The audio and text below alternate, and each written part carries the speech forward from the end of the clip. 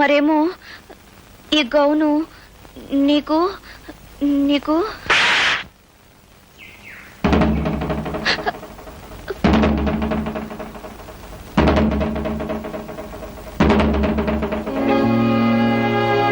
కొనుక్కోవడానికి ఎందుకంటే మంచి బట్టలు దొరకలేదా నీకు?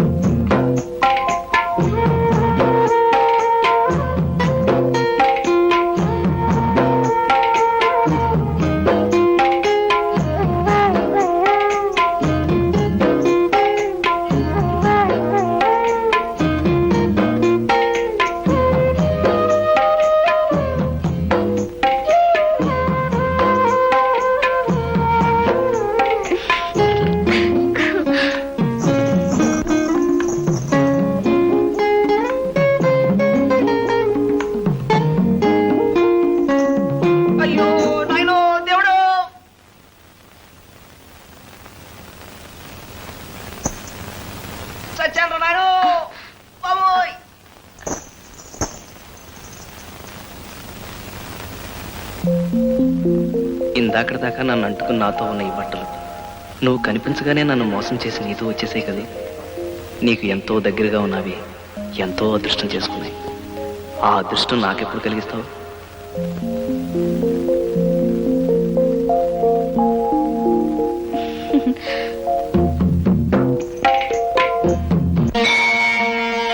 అయ్యా శంభో శంకర, నిన్నే నాయన, కొంచెం కాపాడు తండ్రి. ఒళ్ళు తెలియక తొందరపడి వయసు వచ్చిన పిల్లని చెంపదెబ్బ కొట్టాను. కలిసొచ్చి మనసిచ్చే సమయంలోనే పొరపాటు చేశాను. ఇప్పుడు ఆ పిల్లకి నా మీద పీకల దాకా కోపం ఉంది. నువ్వే ఎలాగైనా సరే ఆ పిల్లకి నచ్చ చెప్పాలి. ఓసే అమ్మాయి, కోపం ఉన్న చోటే ప్రేమ ఉంటుంది, కొట్టేవాడే ప్రాణాలు పెట్టేవాడు అవుతాడని నువ్వే ఎలాగైనా సరే నచ్చ చెప్పాలి. కుండీలో డబ్బులే లేదని ఏమనుకోవద్దు. నా పర్సు ఆ పిల్ల దగ్గర ఉండిపోయింది స్వామి. నా పద్దులో రాసుకో, పర్సు రాగానే చెల్లించేసుకుంటాను. వస్తాను.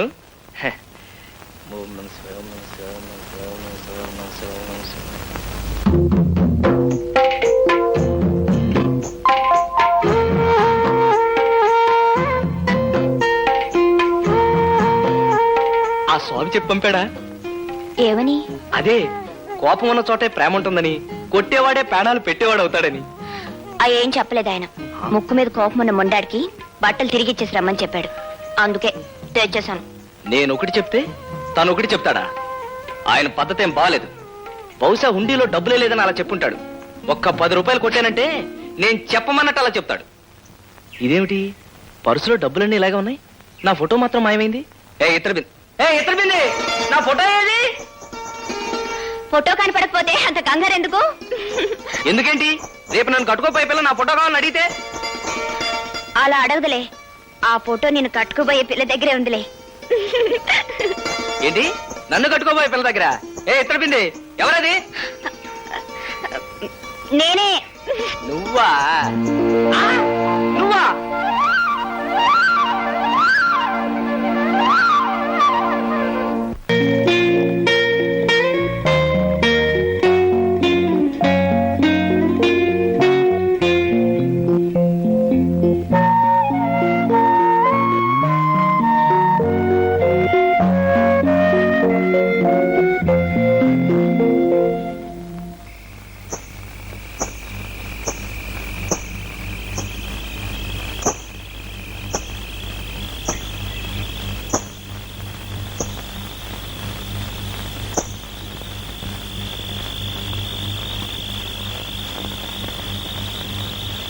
ఏ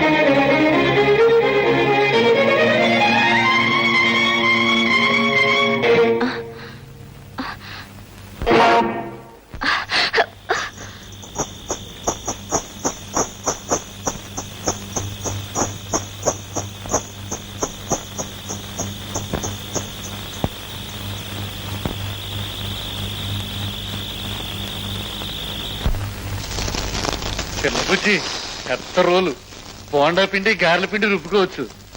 దీన్ని తీసుకుని సింగిల్ టీ. రోకలు లేకుండా రోల్ ఎందుకయ్యా? ఇవాళ సింగిల్ టీ ఇచ్చావంటే 2 రోజుల్లో మంచి రోకలు తీసుకొస్తా. ఇద్దాం లెక్క పాపం. ఈ రోజు కాకపోయినా రేపు పట్టుకొచ్చిస్తాడు. చిట్ట బుజ్జి. ఆ,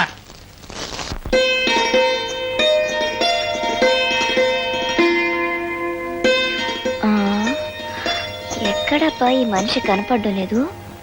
ఆదివారం నాడు అరటి తోటలో, సోమవారం నాడు సరుగుడు తోటలో, మంగళవారం నాడు మామిడి తోటలో, బుధవారం నాడు ఈ చెరుకు తోటలో కలవాలి. ఆ లెక్కన ఇక్కడే ఉండాలి. ఏమై ఉంటాడబ్బా?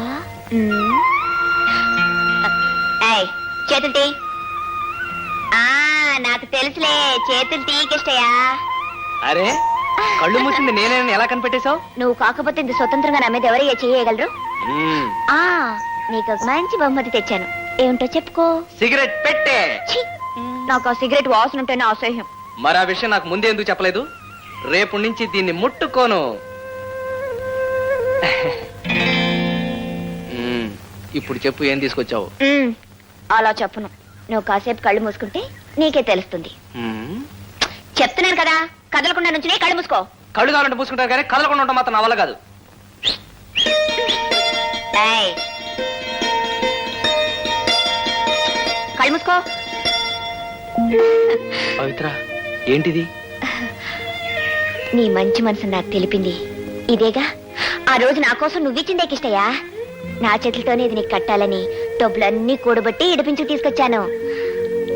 నేను నీకు ఇది కట్టాను కదా, మరి నువ్వు నా మెళ్ళో ఎప్పుడు తాళి కడతావు? కొంతకాలం ఓపిక పట్టు.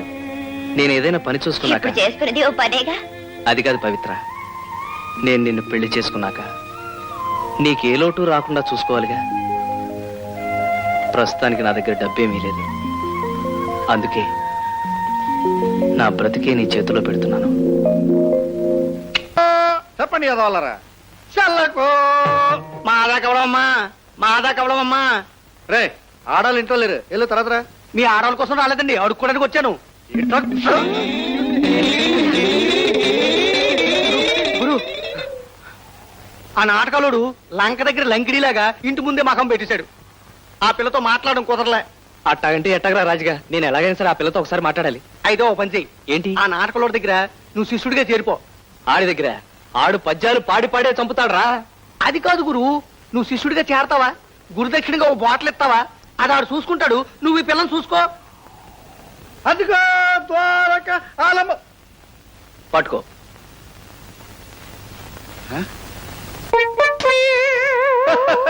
రే కేటయ్య, గాయోపాక్యాలలో సీల్లాగా ఉందిరే.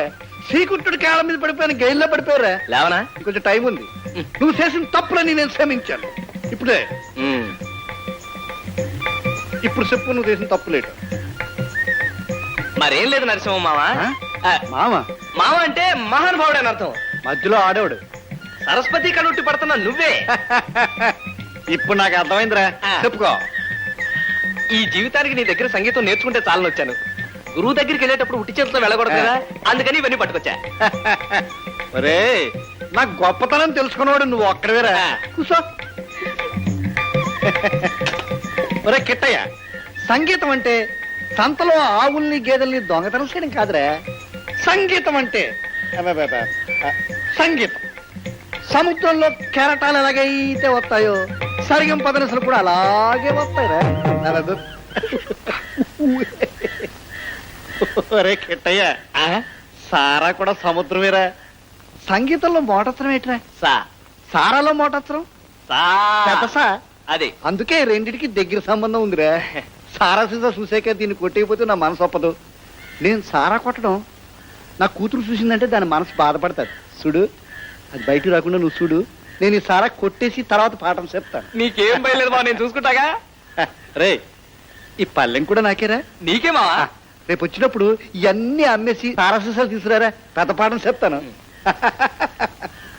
తొందర ఏం లేదు బావా, నెమ్మదిగా కొట్టు. అలాగే.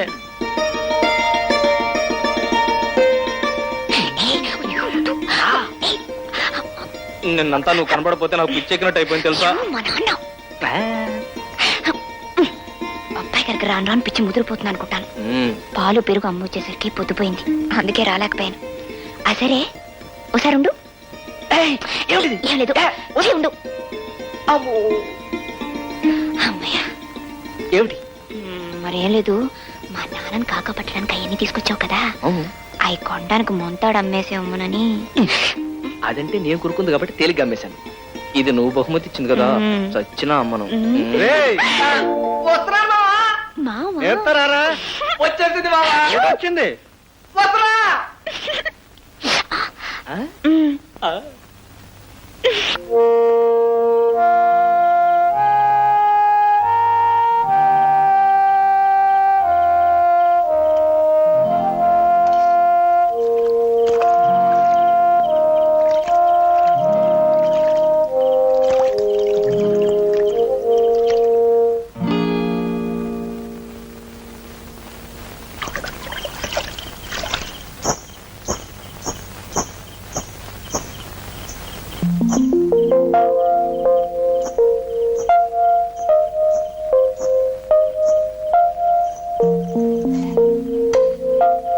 మ్మ్. ఏమిటిది? నువ్వు అన్నం తినుండు అని తీసుకొచ్చాను. నీకెలా తెలుసు? నా వల్లేగా నీ బతుకు తెరిగిపోయి పస్తుండే తీసుకొచ్చావు.